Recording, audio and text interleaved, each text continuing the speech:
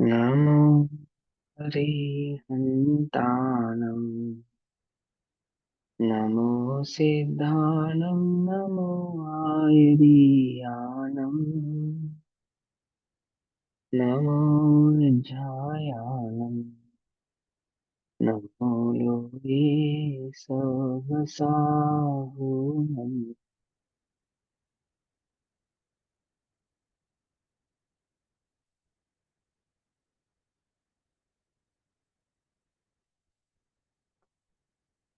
मङ्गलं भगवान् वीरो मङ्गलं गौतमोऽवनि मङ्गलं कुन्दकुन्दार्त्यो जैनधर्मोऽस्तु मङ्गलम्।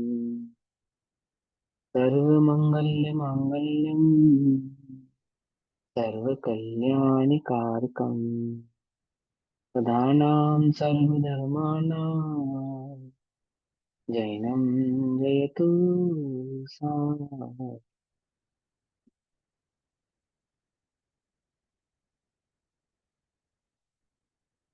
तज्जयति परं ज्योतिः समं समस्तैरनन्तपर्याये दर्पणतलीय सकलाः प्रतिफलति पदार्थमालिका यत्र।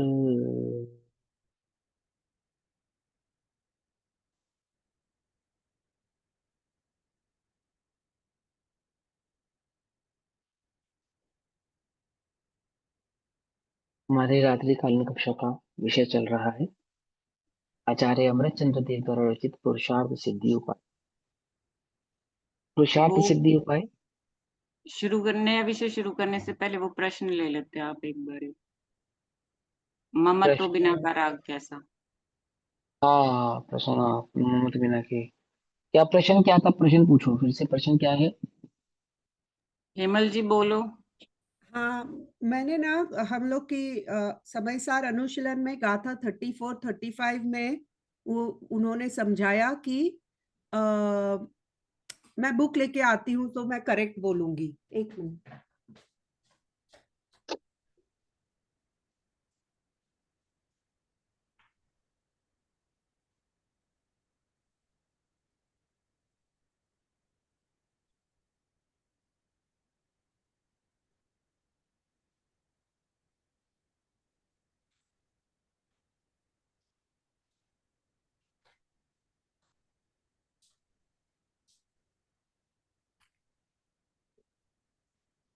आज दोपहर की प्रवचन सारथी में बहुत सारे लोग नहीं थे कक्षा में।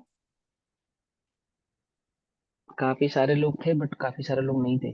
जो नहीं थे वो ध्यान से सुन लेना क्लास।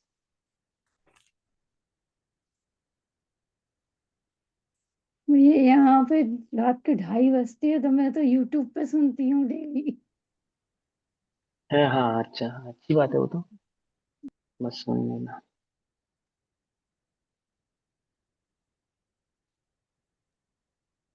मैंने जो भेजा था इन्होंने लिखा हुआ है वो बोलूं मैं? हाँ, पढ़ लो ना, मुझे अभी पेज नहीं मिल रहा है। हाँ, इसमें लिखा हुआ है कि व्हाट इज राग भाव का संजोग that is seen but without अपनापन। की राग भाव देखा जाता है लेकिन अपनेपन के बिना। हम्म। राग इष्ट रूप जानकर प्रतीति रूप परिणमन करना। तो परिणमन करना, मगर जो इष्ट रूप है उसमें अपनापन कैसे हो सकता है? हाँ, मतलब सम्यक बेसिकली इनका क्वेश्चन। दृष्टिकोण। हाँ, बेसिकली क्वेश्चन ये है ना, क्वेश्चन ये बनता है कि किसी को किसी परिद्रव्य में अपनापन नहीं है, तो अपनापन नहीं है उसके बाद भी उसको राग कैसे हो सकता है, ये क्वेश्चन है ना। हाँ, कि इस हाँ। मिथ्या दृष्टि को तो परद्रव्य में एकत्व बुद्धि है, और सम्यक दृष्टि को परद्रव्य में एकत्व बुद्धि नहीं है। तो एकत्व हम्म। बुद्धि नहीं होने पर भी उसको उससे राग कैसे हो सकता है? यही बात है ना। यस। देखो, ऐसा है कि हमारी कल्पना में जिसको हम एकत्व बुद्धि समझते हैं ना, वास्तव में वैसी एकत्व बुद्धि नहीं होती। अभी जैसे मैं शरीर हूँ और शरीर मेरा है, या यूं कहें कि मैं शरीर हूँ और वस्त्र मेरे हैं। ठीक है ना। ऐसा जो इतना जो स्थूल परिणाम हमें राग समझ में आता है, ये तो उदाहरण भर की बात है। असली राग की बात तो ये है कि मुझे मेरी खबर नहीं है कि मैं कौन हूँ। मेरे स्वरूप की मुझे खबर नहीं है कि मैं कौन हूँ। पता ही नहीं है, अभी मुझे मालूम ही नहीं है कि मैं कौन हूँ। शास्त्र से थोड़ा बहुत समझ लिया, श्री गुरु के मुख से कुछ थोड़ा बहुत सुन लिया, आसपास का कुछ माहौल ऐसा बन गया, एटमोसफेयर कुछ ऐसा क्रिएट हो गया कि देखा देखी मैं भी अपने को आत्मा कहने लगा। लेकिन अंतरंग में भी कोई पक्का निश्चय या निर्णय नहीं है कि शरीर से भिन्न में एक आत्मा हूँ। आत्मा कोई वस्तु है और वह मैं हूँ, और ज्ञान मेरा लक्षण है, और ये स्पर्शन रस गंध वर्ण आदि ये मेरे लक्षण नहीं है। ऐसा एक द्वैत भाव अंतर में भी खड़ा हुआ नहीं है। समझना ध्यान से, है ना। अब वहां बहुत उपयोग की एकाग्रता कर कर वस्तु स्वरूप को समझकर बार बार है ना, लक्षणों से अनुमान से अपने वस्तु स्वरूप को समझने का प्रयास करने से उस समय दृष्टि को ये भाव समझ में आया कि ओह मैं तो चैतन्य हूँ, तो ये शरीर मैं नहीं। अब वो जो चैतन्य उसने जाना, उपयोग की स्थिरता से वो जो चैतन्य उसने जाना, जान लेने के बाद अब वह उसमें स्थिर होना चाहता है। चाहता है वो उसमें स्थिर होना, वो उसमें स्थिर होना चाहता है, हो नहीं पा रहा है। इसका नाम राग है। अब हम इस राग को दर्शाते कैसे हैं कि देखो भाई वो 5 इंद्रिय के विषय भोगों में उपयोग जा रहा है या नहीं जा रहा है उसका, ये हम देखते हैं। ये तो बहुत स्थूल बात है। समझाएं क्या, उसका क्राइटेरिया क्या बनाए, राग है इसका क्राइटेरिया क्या बनाए।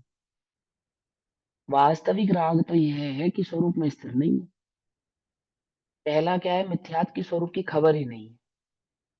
और खबर होने के बाद राग क्या है कि जिसकी खबर है उसमें उपयोग की स्थिरता नहीं है। तो वो जो अस्थिर परिणाम है, अस्थिरता है, उसको हम दर्शाते हैं। कैसे दर्शाते हैं कि स्पर्श रस गंध वर्ण आदि के संयोगों में उपयोग का जो जाना है, अटकना है, रुकना है, भोग आदि की जो प्रवृत्ति है, उससे हम उस राग को इंडिकेट करते हैं। लक्षण है वो उसका, समझाते हैं। देखो ये जा रहा है ना 5 इंद्रिय के विषयों में, बोले हाँ। बोले यही तो दर्शा रहा है कि स्वभाव में नहीं है, क्योंकि जो स्वभाव स्थिर है वे 5 इंद्रिय के विषयों की ओर आकर्षित होते नहीं है। भाई बात समझ में नहीं समझी। तो वहां राग मिथ्या दृष्टि को, जब समय दृष्टि को जब ये बात पता है कि मैं आत्मा हूँ, पता होना भर नहीं है ना काफी, पता होने पर स्थिरता भी चाहिए। तो स्थिर होने का प्रयास तो कर रहा है, हो नहीं पा रहा है। नहीं हो पा रहा है तो रह रहकर वो औदाई की क्रिया कहलाती है, उसको औदायिक परिणाम उत्पन्न होते हैं उसे, कि रह रहकर वैसे औदायिक परिणाम आते हैं कि वो 5 इंद्रिय के विषयों में प्रवृत्त होता हुआ दिखाई देता है, जान पड़ता है। पर उससे पूछो ना वो क्या चाहता है। तो मैं दृष्टि तो नहीं चाहता कि मैं 5 इंद्रिय के विषय भोगों में बना रहा हूँ, अभी छूट जाऊं। वो तो चाहता है, वो तो चाहता है मैं अपने स्वरूप में एकाग्र हो जाऊं, स्थिर हो जाऊं। नहीं हो पा रहा है, होने का प्रयास कर रहा है। सिंपल, ठीक है ना। चलो बहुत पेज नंबर अच्छा 194। समझाया, धन्यवाद भैया। हाँ हाँ चलो, 194 नंबर का पेज है। पुरुषार्थ सिद्धि उपाय, आचार्य अमरचंद्र देव द्वारा रचित पुरुषार्थ सिद्धि उपाय के अंतर्गत श्रावक धर्म की चर्चा चल रही है। श्रावक धर्म में सम्यक चारित्र अधिकार की चर्चा चल रही है। सम्यक चारित्र अधिकार के अंतर्गत श्रावक धर्म व्याख्यान में संलेखना का स्वरूप आज हम शुरू करेंगे। 194 194 नंबर का पेज है। सम्यक प्रकार से लेखन अर्थात देखना, किसको देखना, स्वभाव को देखना, स्वरूप को देखना, आत्मा को देखना, पर से विभक्त इस चैतन्य को देखना, इसका नाम है संलेखना। सम्यक प्रकार से लेखन करना। इस प्रकार सम्यक्त सहित 5 अणुव्रतों का धारण करके, 7 शील व्रतों का पालन करके अंत में संलेखना अंगीकार करना चाहिए, तो संलेखना की भावना कहते हैं। देखो 2 प्रकार की बातें हैं। 5 अणुव्रतों को धारण करने के पश्चात, 7 शील व्रतों को पालन करने के पश्चात क्या होना चाहिए। अब मुनि धर्म की ओर उसको बढ़ना चाहिए, मुनि धर्म अंगीकार करना चाहिए, है ना। कदाचित मुनि धर्म अंगीकार नहीं कर पाया है और आयुष पूर्ण होने को आया है, तो क्या करे। मुनि धर्म अंगीकार नहीं कर पा रहा है, आयुष पूर्ण होने वाला है, तो क्या करे, बोले संलेखना धारण करे। समझ नहीं बात, नहीं समझ। ऐसा नहीं है कि वहां पे वो अब उन्हीं 5 अणुव्रतों का पालन हुआ, शील व्रतों का पालन हुआ, शिक्षा व्रत, गुण व्रतों का आदि का पालन किया और अब जो है वो उसका काम हो गया, ऐसा नहीं। बात तो ऐसी है कि अणुव्रतों के बाद महाव्रतों की ओर जाना चाहिए। क्यों जाना चाहिए? क्योंकि अणुव्रतों में रहना, रुकना यह श्रावक का कार्य नहीं है। अणुव्रत तो उसने महाव्रत अंगीकार करने हेतु से ही धारण किए थे। महाव्रत अंगीकार करने में असमर्थ था ना, इसीलिए अणुव्रत धारण किए थे। और अणुव्रतों को धारण करता करता सामर्थ्य प्रकट करके महाव्रत की ओर बढ़ता है। कदाचित महाव्रत धारण नहीं कर पाया, आयुष पूर्ण होने का काल आ गया या देह छूटने का काल आ गया, अथवा ऐसा प्रसंग बन गया कि वहां उसको ये ज्ञात हुआ कि अभी मैं महाव्रत अंगीकार करने में असमर्थ हूँ और ये जो पर्याय है प्राप्त, ये तो अब अंत होने वाली है। तो क्या कहते हैं, वहां उसको सल्लेखना अंगीकार करना चाहिए। तो सल्लेखना की क्या भावना है, उसका स्वरूप कहते हैं पेज नंबर 175 175 में, सॉरी गाथा नंबर 175 में, कारिका गाथा या श्लोक नंबर 175 में सल्लेखना का स्वरूप कहते हैं। इयमेकैव समर्था धर्मस्वं मे मया समं नेतुम् सततमिति भावनीया पश्चिम सल्लेखना भक्तया। यह एक मरण के अंत में होने वाली सल्लेखना ही, मरण के अंत में माने जीवन के अंत में, जीवन के अंत में मरण के काल में होने वाली एक सल्लेखना ही मेरे धर्म रूपी धन को मेरे साथ ले जाने में समर्थ है। अर्थात वो जो मैंने रत्नत्रय की भावना भाई है, अंतरंग में जो निश्चय रत्नत्रय मुझे प्रकट हुआ है, अंतरंग में वो जो मुझे अणुव्रत संबंधी दो कषाय चौकड़ी का अभाव हुआ है, शुद्धात्मा की खबर हुई है, आत्मभूति प्रकट हुई है, आत्मा की रुचि हुई है, ऐसा वह जो मेरे आत्म स्वरूप के प्रति एकाग्रता रूपी धन है। धन है चारित्र, धन है श्रद्धा, सम्यक ज्ञान, सम्यक दर्शन और सम्यक चारित्र रूप वो जो धन है, इस धन को ले जाने में यदि कोई समर्थ है, इस भव से अन्य भव की ओर, अगले भव की ओर ले जाने में यदि कोई समर्थ है, तो वह यह सल्लेखना ही है। तो इस प्रकार भक्ति सहित निरंतर भावना करनी चाहिए। ठीक है, यह मात्र अकेली सल्लेखना ही मेरे धर्म को मेरे साथ ले जाने में समर्थ है। इसलिए हर एक मनुष्य को इस अंतिम सल्लेखना अथवा समाधि मरण की भक्ति पूर्वक सदा भावना करनी चाहिए। दिन रात मेरे स्वामी यही भावना में भाऊं, देहांत के समय में तुमको न भूल जाऊं। तो तुमको न भूल जाऊं अर्थात तुम्हारे द्वारा प्रतिपादित उस वस्तु स्वरूप को, उस तत्व को न भूल जाऊं। क्योंकि जो जान दिया अरहंतम दब्बत गुण पज्जयते ही, जो अरिहंतों को जानता है, भगवान को नहीं भूलना ना, तो भगवान को जो द्रव्य गुण पर्याय से जानना, द्रव्य गुण पर्याय से के स्वरूप से जानना ही भगवान को वास्तविकता में जानना है। और वह भगवान के द्रव्य गुण पर्याय के स्वरूप को जानने वाला जीव अपने आत्मा को भी द्रव्य गुण पर्याय से भली प्रकार से जानता और पहचानता है। भगवान को जानना अर्थात भगवान को द्रव्य गुण पर्याय से जानना। कितने गुण होते हैं अरिहंतों के? कितने गुण होते हैं अरिहंतों के? 46 गुण। 40 नहीं होते, समझे? 36 अनंत नहीं दर्शन, होते। अनंत ज्ञान, अनंत सुख, अनंत वीर्य, बस ये समझो। 46 ही होते, घबराना नहीं, अरिहंतों के 46 ही होते। लेकिन वो जो छत्र है वो उनका लक्षण नहीं, वो जो चवर है वो उनका लक्षण नहीं। वो सौ इंद्र झुकते हैं, सिंहासन है, आकाश गमन है, समोशरण है, आदि आदि, वो सब उनका लक्षण नहीं। पुष्प वृष्टि होती है, दुंदुभी बजती है, आदि आदि, ये सब नहीं। वो जो ज्ञान, दर्शन, चारित्र, सुख, वीर्य, वो जो आत्मा का लक्षण है, वो वास्तविक उनका लक्षण है। वो जो सर्वज्ञता है, वो जो वीतरागता है, और वह जो उपदेश आदि का प्रतिपादन हुआ कदाचित वह भाव, वो अरिहंतों का लक्षण है। भगवान मैं आपको नमस्कार करता हूँ, क्यों? क्योंकि आपने जैसा वस्तु स्वरूप जाना वैसा मुझे बतलाया, इसलिए थोड़ी नमस्कार करा। सो इंद्र आपके चरणों में झुकते हैं, नरेंद्र आपके चरणों में झुकते हैं, धर्मेंद्र आपके चरणों में झुकते हैं, असुरेंद्र आपके चरणों में झुकते हैं, क्यों? क्योंकि आपने वो जो वस्तु स्वरूप जाना है, वैसा का वैसा ही आपने बतलाया, क्योंकि आप परम वितरागी हैं, क्योंकि परम हितोपदेशक हैं, ये भगवान आप सर्वज्ञ हैं, तीनों लाखों को एक ही इस काल में, एक ही समय में एक साथ जानने वाले हैं, आदि आदि गुणों से आप युक्त हैं, है ना। ये भावना से भगवान को हम नमस्कार करते हैं। तो 46 गुण है, उसका निषेध नहीं कर रहे, लेकिन यहाँ संलेखना की भावना में अनंतों को जानने का तात्पर्य यह है, वो वो द्रव्य गुण पर्याय से जो भगवान का वास्तविक लक्षण है ना, वह जो उनके स्वरूप को, वास्तविक स्वरूप को प्रकट करता है, सच्चे स्वरूप को प्रकट करता है ना। और वैसा का वैसा ही स्वरूप किसका है, मेरा भी है, अर्थात अपाणम अपने आत्मा का भी है।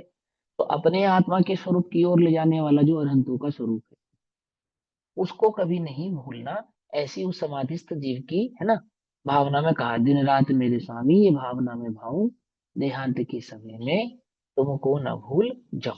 ऐसे यहाँ कहते हैं कि मात्र अकेली संलेखना ही मेरे धर्म को साथ ले जाने में समर्थ है, इसलिए हर एक मनुष्य को अंतिम संलेखना अथवा समाधि वर्ण की भक्ति पूर्वक सदा भावना करनी चाहिए, सदा ये तैयारी रखनी चाहिए, अंतरंग में सदा ये जागृति रखनी चाहिए, अंतरंग में सदा इस बात के लिए तैयार रहना चाहिए कि मेरा मरण कैसा हो, समाधि पूर्वक ही हो, है ना। समाधि मरण की चर्चा हमने समाधि मरण पुस्तक के आधार से भली प्रकार से की थी, है ना। वहां आप विस्तार से समझ ही लेना, जान लेना, यहाँ श्लोक के आधार से जैसे जैसे चर्चा आएगी तो वह हम करते हैं अनुक्रम से। भावार्थ, संसार के कारण मिथ्यात्व तथा क्रोधादि कषाय हैं। संसार का कारण कौन है, मिथ्यात्व और कषाय संसार का कारण, और उन्हीं के निमित्त कारण आहार आदि परिग्रह में इच्छा है, अर्थात उन्हीं का कारण पांच इंद्रिय के विषय भोगों की इच्छा है। चार प्रकार की संज्ञा है, पांच प्रकार के पाप है, चार प्रकार की कषाय है। ये सब क्यों है, बोले मिथ्यात्व और कषाय ही इनके वास्तविक कारण है। मिथ्यात्व और कषाय है, इसीलिए वो आहार आदि परिग्रह आदि पांच पापों की प्रवृत्ति होती है, चार कषाय की प्रवृत्ति होती है। इन्हीं के कारण चार प्रकार की संज्ञाएं उत्पन्न होती है। स्वसन्मुखता के बल के द्वारा, स्व सन्मुखता के बल के द्वारा अपने उपयोग का अपने में ही जाना, स्वसन्मुखता अपने में स्थिर होना, इस बल के द्वारा। अब स्व की खबर हुए बिना स्व के सन्मुख कैसे होगा, अपनी खबर हुए बिना अपने सन्मुख कैसे जाएंगे हम, बताओ। किसी चीज के भी सन्मुख जाने के लिए उसकी खबर होनी चाहिए ना, स्वरूप के सन्मुख जाने के लिए स्वरूप की खबर होनी चाहिए, अपने अपने सन्मुख आने के लिए अपनी खबर होनी चाहिए, अपना लक्षण ज्ञात होना चाहिए, अपना स्वरूप मालूम होना चाहिए। ना अपना लक्षण मालूम है, ना अपना स्वरूप मालूम है, ज्ञात ही नहीं है मैं कौन हूँ। समझ में बात नहीं, समझे, तन उपजत अपनी उपज जान, तन नशा आपको नाशमान, हाय मैं मरा कोई मुझे बचा लो, इसका नाम थोड़ी सा लिखना है। अब ये पर्याय छूट जाएगी तो मेरा क्या होगा, इसका नाम थोड़ी सा लिखना है। अथवा इस विचार में डूबना कि यहाँ से आया कहाँ से, कहाँ है जाना, कहाँ जाऊंगा, इन परिणामों का फल क्या होगा, इसका नाम संलेखना नहीं है।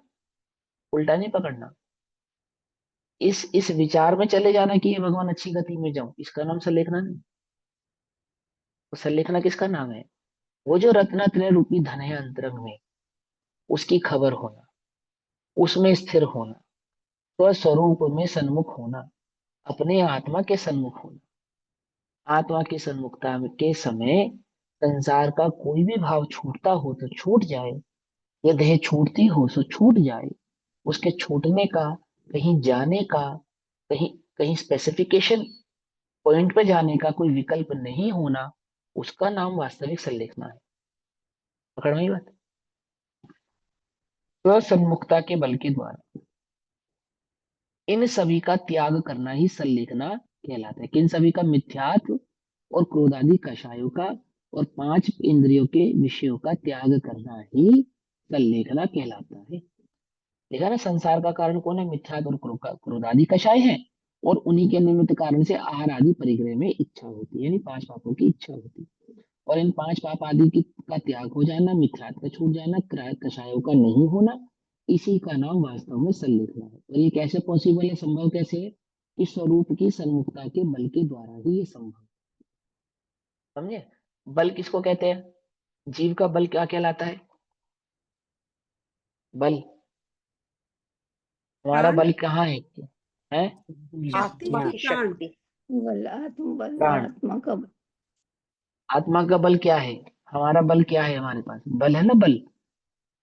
भुजाओं के बल की बात चल रही है, बुद्धि के बल की बात चल रही है, किसके बल की बात चल रही है? आत्मा में रमना बसना। हाँ, वो बिल्कुल ठीक है, आत्मा में रमना। लेकिन ये आपको समझ में आ रहा है आत्मा में रमना? ये बल समझ में आ रहा है? ये बल समझ में आ रहा है? नहीं समझ में आ रहा ना? तो बल कुछ और होना चाहिए। उपादान, वो वीर्य शक्ति। तरफ इंटरनल पुरुषार्थ शक्ति करना, जिसके कारण हम उसी में बंधे रहते हैं। पुरुषार्थ करना उस तरफ आत्मा के प्रति। वो बिल्कुल सही है। तो रूप में जाना, पुरुषार्थ करना, ये सारी बिल्कुल बात सही है। लेकिन ये सारा बल समझ में आ रहा है आपको? ये बल है, ऐसा बल भाषित हो रहा है अंदर में? ये बल है मेरा? नहीं ना, नहीं भाषित हो रहा ना? तो बल कुछ और है, मालूम? बल किसको कहते हैं? अभी बलवान हो या तुम नहीं हो? बोलो, तुम्हारा बल, बल माने ताकत, अभी तुम्हारे पास होनी चाहिए इस समय या नहीं होनी चाहिए? होनी चाहिए ना? क्या लगता है तुम्हें, किसको कहेंगे बल? कौन सी ताकत है इस वक्त तुम्हारे पास? अरे थोड़ा सा विचार करो ना, जल्दी से पकड़ लोगे, इसमें क्या मुश्किल है? अरिहंत भगवान। अरे इन्होंने भगवान तो बात पर, कर रहे हैं। वो तो पर द्रव्य हो गए। मनोबल, मन का बल। आगम, बुद्धि बल। बुद्धि आगम बल, को हाँ। अध्याय पढ़ करके उसके अनुसार। संयम का बल होना ज्ञान चाहिए बल, हमारे ज्ञान पास। बल। है संयम का बल होना ध्यान। चाहिए, चलो संयम का चलो, बल। कोई बात नहीं, कोई बात नहीं, चलो नहीं, मैं बतलाता हूँ। उपादान शक्ति होती है ना, उपादान शक्ति, उसको हाँ वीर्य, हाँ हाँ, उसको ठीक है, कहते चलो ठीक है। अभी ध्यान से मैं समझाता हूँ तुमको, अभी तुम सबको बल पकड़ में आएगा। अभी जो तुम सुन रहे हो, बल से सुन रहे हो, किससे सुन रहे हो? हैं। बल माने विवेक। उपयोग। बल का अर्थ होता है उपयोग। ये जो तुम्हारा उपयोग है ना, ये बल है, ये तुम्हारा बल है। कहाँ लगा है तुम्हारा बल अभी?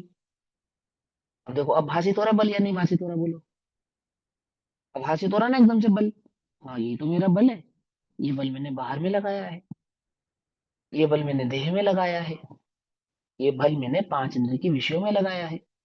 और इसी बल को मुझे कहाँ लगाना है?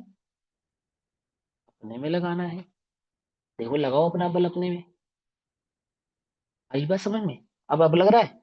बोलो, जिसको तुम बल कह रहे थे, वो बल भाषित हो रहा था? और ये बल भाषित हो रहा है या नहीं हो रहा है, बोलो? पूछो अपने आप से ईमानदारी से। ये बल है, सदैव प्रकट है। समझ नहीं, बात नहीं समझ?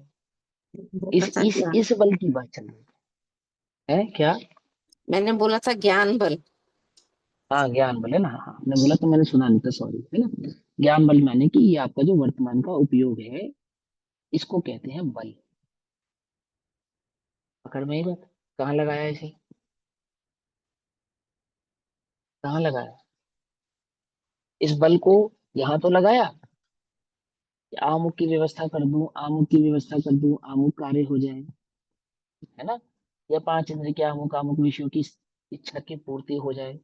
लेकिन ये जो ज्ञान है, इसको अपने में, इसके स्वभाव में, इसमय उपयोग को उपयोग में नहीं लगाया, अपने में नहीं लगाया। समझे? जैसा अपना शरीर उठाना है, तो अपने शरीर को उठाने के लिए अपनी ही टांगे, अपने ही हाथों के बल का इस्तेमाल करते हैं नहीं करते हैं? करते हैं ना? ऐसे ही अपने को स्थिर करना है, कैसे करेंगे? अपने इस उपयोग बल के बल पर ही अपने को हम स्थिर कर सकते हैं। ठीक? तो क्या कहते हैं कि इन सभी का त्याग करना ही संलेखना कहलाता है, स्व सन्मुखता के बल के द्वारा। स्व सन्मुखता के बल के द्वारा। अब स्व कौन है? ये उपयोग मैं हूं। उपयोग जीव का लक्षण है ना, ये भी स्व है, ये उपयोग मैं हूं। और इसी के सन्मुख होना है, और इसी ही का बल है, तीनों यही है। उपयोग ही स्व है, उपयोग के ही सन्मुख होना है, और उपयोग का ही बल लगाना है। तो तीन चीजें नहीं है यहाँ पे, एक ही चीज है। एक ही चीज को तीन अलग अलग तरीके से कहा, भेद करके कहा, अपने को अपने बल द्वारा अपने ही नजदीक करना। स्वसन्मुखता के बल के द्वारा।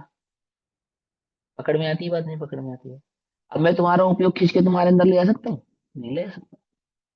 है जगत में कोई जो तुम्हारे उपयोग को खींच कर तुम्हारे ही भीतर ले जाए? ये उपयोग ही स्वयं में सामर्थ्यवान है कि अपने को बाहर से हटाकर अपने में ले जाए। समझ में आती है बात, नहीं समझ में आती है? ये एक बल है। मरण काल में क्या नहीं करना? उपयोग को अधिक भ्रष्ट नहीं करना। और ये कैसे हो सकता है? बोलते हैं कि संसार वो है ना, समस्त अपने पूरे जीवन को इस उपयोग को जैसी प्रैक्टिस कराओगे, ये उपयोग है ना, इसको जैसी प्रैक्टिस कराओगे ये वैसी ही प्रैक्टिस करेगा।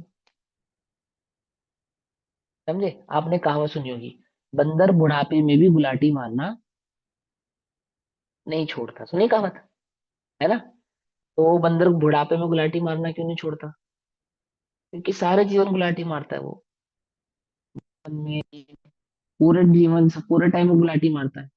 पूरे टाइम गुलाटी मारने के कारण वो बुढ़ापे में भी गुलाटी मारना नहीं छोड़ता, भूलता नहीं, प्रैक्टिस है ना उसको। ऐसे ही उपयोग को यदि पूरे जीवन बाहर भटकाओगे तो अंत समय भीतर में नहीं आ सकता। और यदि पूरे जीवन अंतर में स्थिर करने का प्रयास करोगे तो अंत समय में भी भीतर आने टिक सकता है, रुक सकता है, स्थिर हो सकता है, क्योंकि उसको प्रैक्टिस है। आपने सुना ना, मन कैसा है? बंदर जैसा है, उछल कूद किए बिना रहता नहीं है ना? ये सब बातें आपने सुनी ना।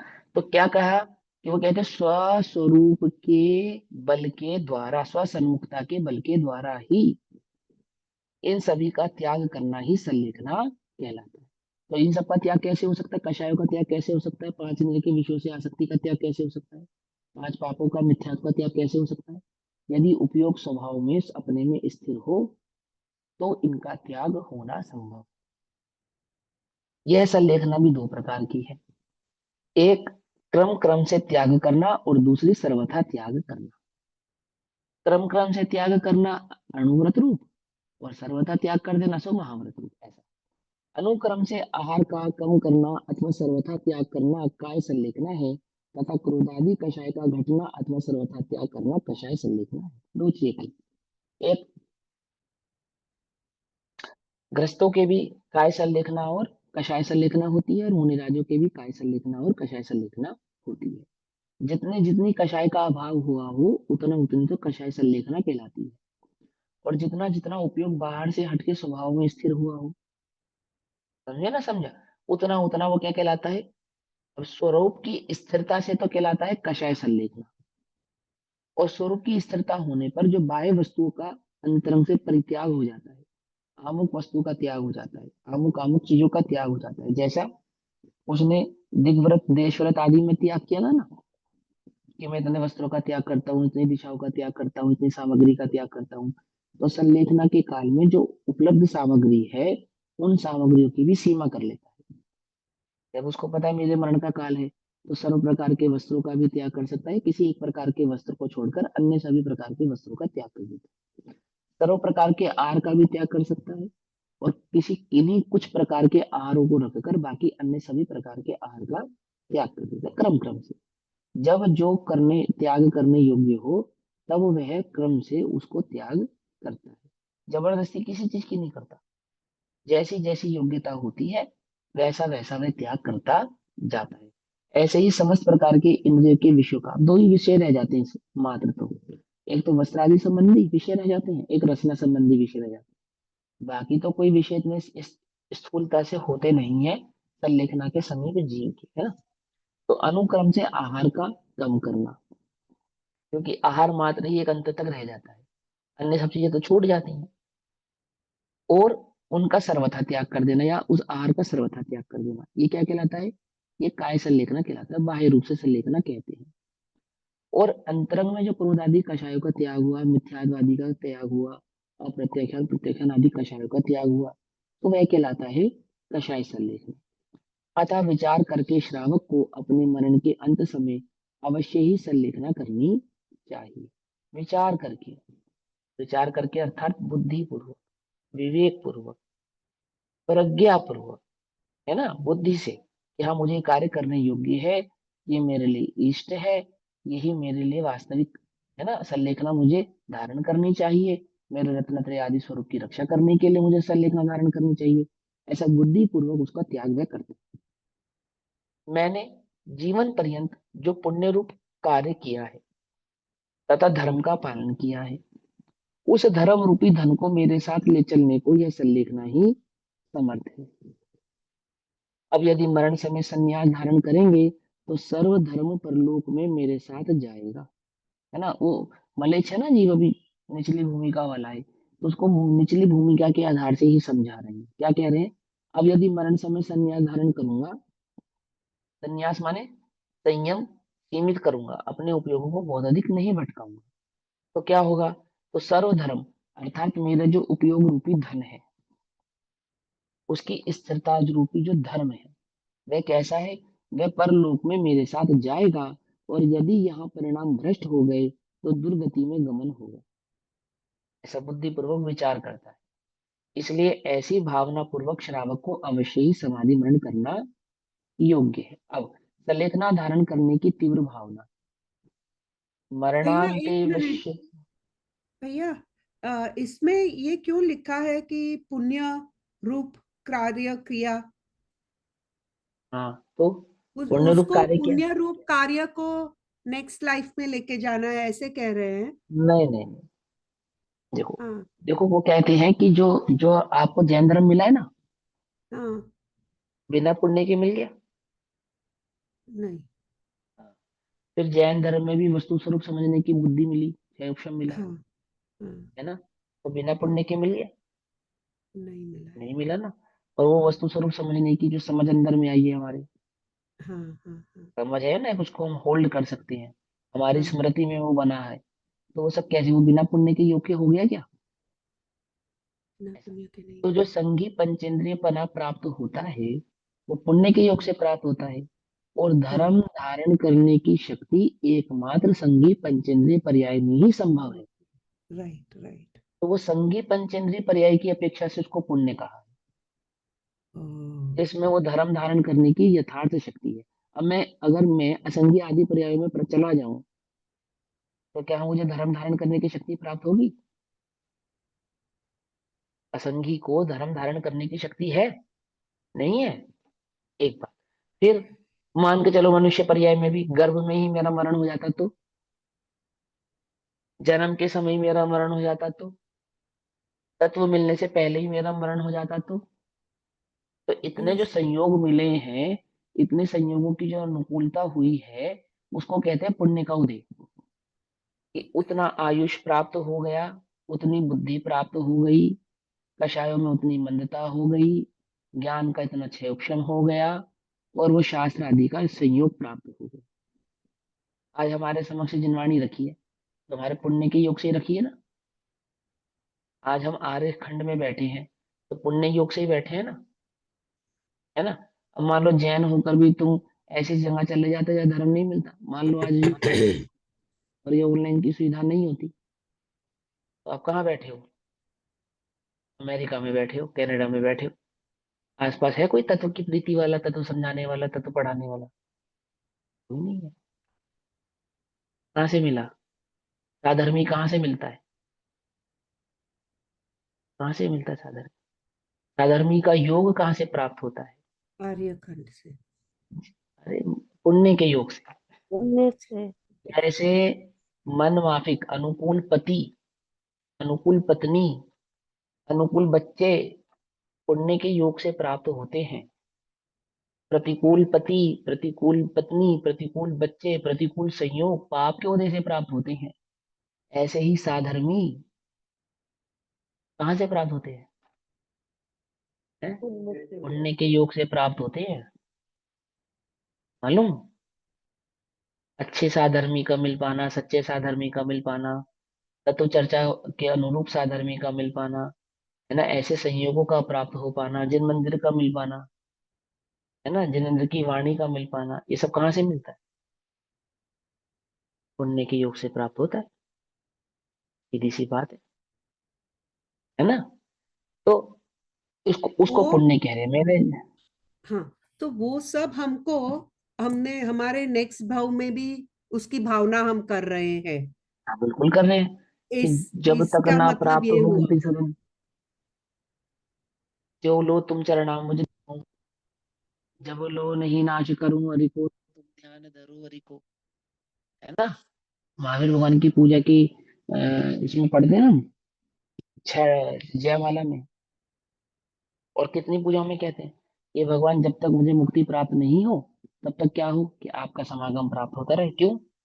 क्योंकि दूसरा कोई मार्ग ही नहीं है, दूसरा कोई मार्ग ही नहीं है। संसार में तो भटकने के अनेकों मार्ग हैं, परंतु आपकी श्री के समक्ष आने का मार्ग तो, मुक्ति के समक्ष आने का मार्ग तो एकमात्र आप ही है ना। और भैया समझ गई इधर बात? भावना रखी है कि ये होवे, तो it's not the same as इच्छा की। तो क्या होगी, अच्छा करना कोई बुरी बात थोड़ी है। निचली भूमिका में इच्छा हुए बिना रहती नहीं है, ठीक है ना। तो इच्छा हुए बिना रहती नहीं है, तो बोले पांच इंद्रिय के विषय कषायों की इच्छा करने से बेहतर है धर्म स्वरूपी रत्नत्रय संयम की इच्छा करना, है ना। दिन रात मेरे स्वामी ये भावना में भाऊं, तो ये भावना भा रहा है, इच्छा है, तो यहाँ अंत के समय में तुमको न भूल जाओ, इच्छा है ये, है ना। ये इच्छा है कि अति पुण्य मुदे ममाया प्रभु तुम्हारा दर्शन पाया, अब तक तुमको बिन जाने दुख पाए निज गुण हाने, पाए अनंत दुख अब तक जगत को निज जान कर, सर्वज्ञ भाषित धर्म हित कर धर्म नहीं पहचान कर, भवबंध कारक दुख प्रहारक विषय में सुख मान कर, निज पर विवेचन ज्ञान में सुख निधि सुधा नहीं मान कर, है ना। फिर वो आगे भावना बार है कि कब धन्य सु अवसर पाऊं जब निज में ही रम जाऊं, इच्छा कर रहा है वो, इसमें क्या बात हो गई। हे भगवान, हमें तो एकमात्र शुद्ध उपयोग ही हो, आचार्य ऐसी इच्छा कर रहे हैं, तो क्या हो गया, मेरी इच्छा है, बोले क्या, कि अब कोई इच्छा ना रहे, ये मेरी इच्छा है। समझे नहीं समझे, मैं निर्वाण छक हो जाऊं, ये मेरी इच्छा है, दूसरी कोई बहुत इच्छा अच्छा नहीं है। समझाया, बहुत अच्छा समझाया। चलो, तो अब क्या कहते हैं, संलेखना धारण करने की तीव्र भावना। श्लोक नंबर 176, 176 नंबर का श्लोक। मरणान्ते विश्वमहं विधिना संलेखनाम करिष्यामि इति भावना परिणोतन् नागमपि पालयेदिदं शीलम्। अहम अर्थात मैं, मरणान्ते मरण के समय अवश्य शास्त्रोक्त विधि से, शास्त्रोक्त विधि से अर्थात मनमानी विधि से नहीं, जैसा मेरा दिल करे ऐसी विधि से नहीं, शास्त्र में जैसा संलेखना का स्वरूप बतलाया है, जिस विधि से बतलाया है। अब मेरा मन कर रहा है मैं आमुक वस्तु त्याग दूं, ऐसा नहीं। विधि क्या है, संलेखना लेने की विधि क्या है,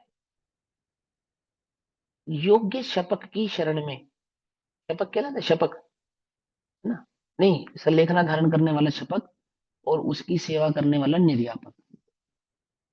तो योग्य निर्यापक के द्वारा, निर्यापक किसको कहते हैं, जिसको संलेखना की वास्तविक विधि का ज्ञान हो, वो वास्तविक निर्यापक होते हैं, है ना।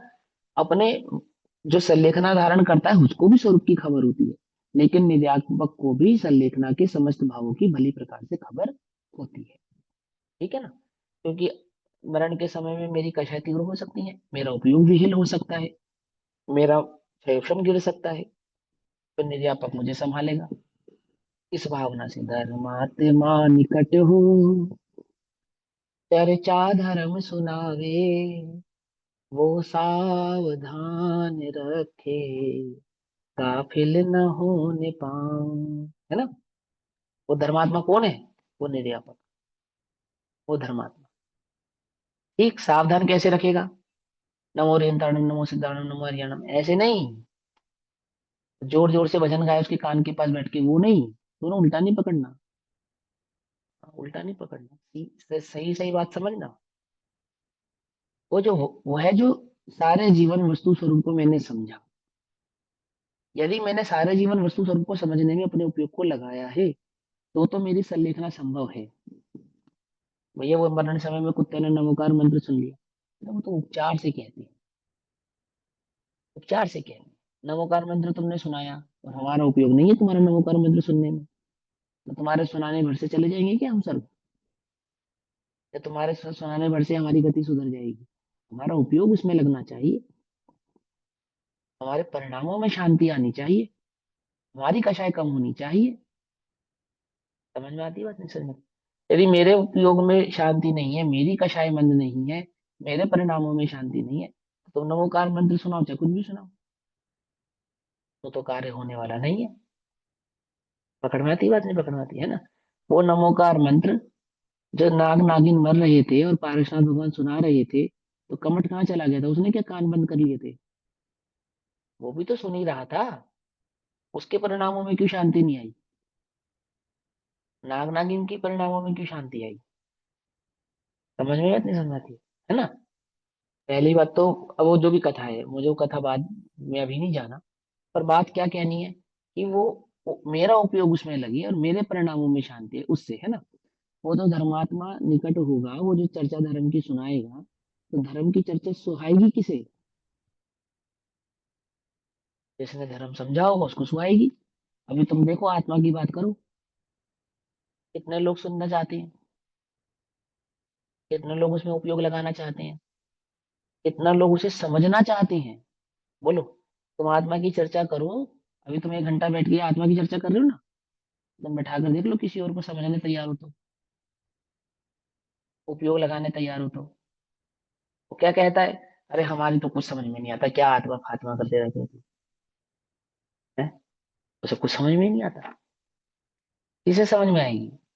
वो जिसने रुचि पूर्वक सुना होगा, रुचि पूर्वक बुद्धि पूर्वक उसमें उपयोग लगाया होगा, उसको समझने का प्रयास किया होगा, उसके तो समझ में आएगी। तुम्हें नमोकार मंत्र वाली सा लिखना चाहिए तो बात अलग है, क्या?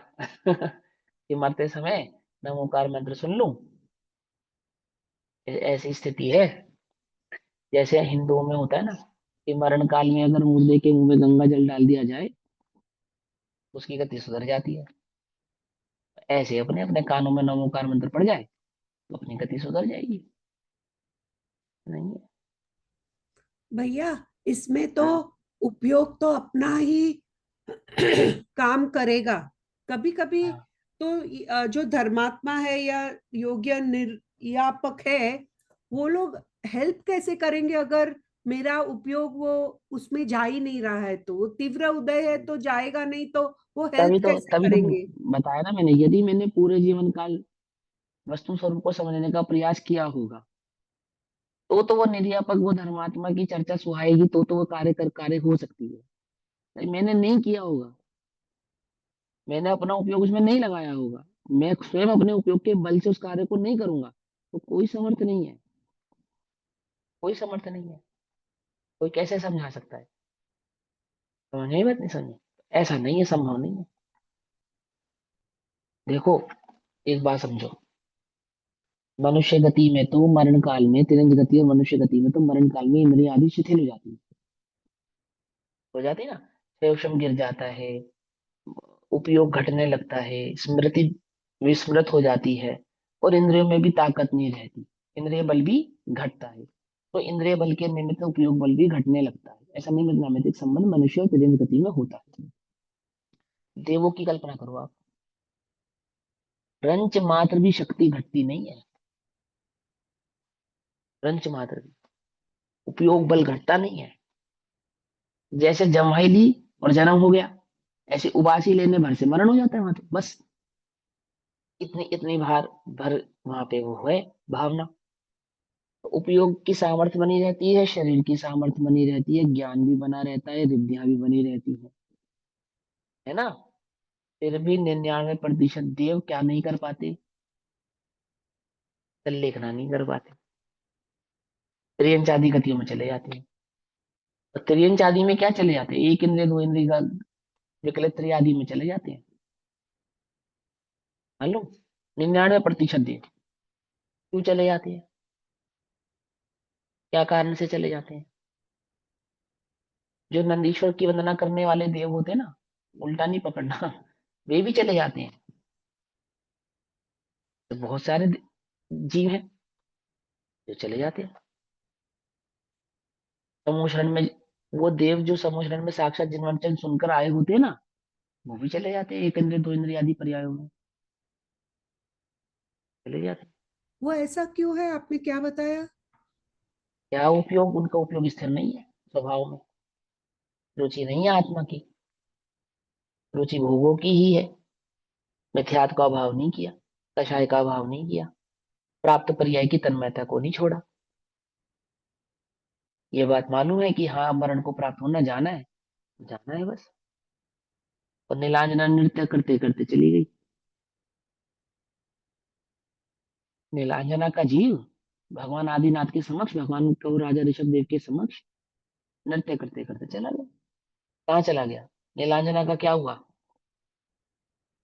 स्वर्ग गया, स्वर्ग से मोक्ष गया, समय दर्शन प्रकट किया नहीं किया, कोई खबर है उसकी? कोई कथा आती है उसकी? क्यों? राजा ऋषभ देव के समक्ष नृत्य करने वाली नृत्यांगना, उसको तो मोक्ष होना चाहिए कालांतर में, उसको तो समय दृष्टि होनी चाहिए, कहीं ना कहीं तो उसकी कथा का भी उल्लेख होना चाहिए, क्यों नहीं है? मोक्ष मार्गी सज्जन पुरुषों की कथा का ही उल्लेख होता है। क्या कहा? कुछ बात समझ आती है? पुराण पुरुषों में महापुरुषों की ही चर्चा आती है, उन जीवों की ही चर्चा आती है जो मोक्ष अधिकारी होते, सन्मदर्शन के अधिकारी होते, आदि आदि। नहीं है कहीं? नीलांजना की कई कथा सुनने पढ़ने में आई हो तो बताना है। आई बस तो में उनकी तो बात यह उनकी है। संलेखना नहीं होती बिकॉज उनको संयम नहीं होता है, इसलिए। हाँ, एक तो काय काय संयम तो होता ही नहीं है, कषाय संयम भी नहीं होता है। और जिनको कषाय संयम होता है ना, सम्यक दृष्टि आदि जो देव होते हैं, वो होता है ना एक भवतारी होते हैं। कोई एक भवतारी होता है, कोई दो भवतारी होता है, अच्छी गतियों में जाते हैं, मनुष्य गति आदि में आते हैं, अपना कल्याण करते हैं और आगे निकल जाते हैं। भगवान आदिनाथ का जीव कहाँ से आया था? भगवान पारसनाथ का जीव कहाँ से आया था? स्वर्ग से आया था। वे तद्भव मोक्षगामी जीव कहाँ से आते हैं? 99.999% स्वर्गों से आते हैं।